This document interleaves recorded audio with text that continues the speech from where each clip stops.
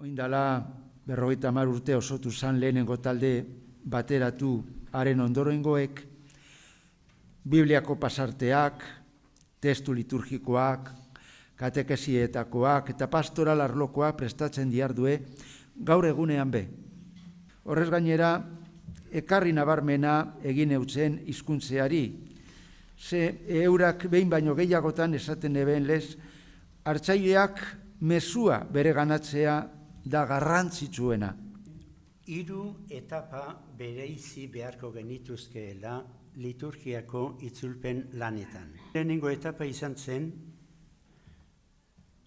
lehen guk latinez erabiltzen genuen mezaliburua itzultzea.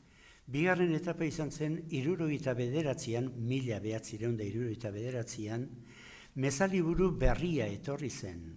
Hau da, Vatikanoko bigarren kontzilioak sortutako mezaliburu berria. Baina 2002an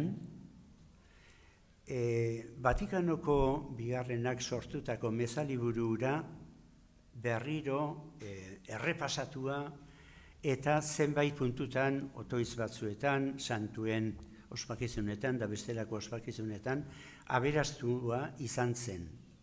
Hori 3. etapa da.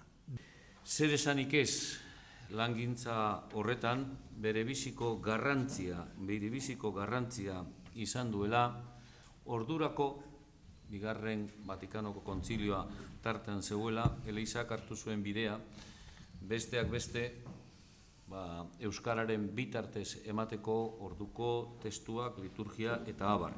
Egia da, ekimena Bizkaiti suspertu eta bultzatu dugula, baina itzultzaile taldean Baiona, Iruña eta Donostiako Elizbarrutietako partaideak be bazirala eta dirala, ondino be.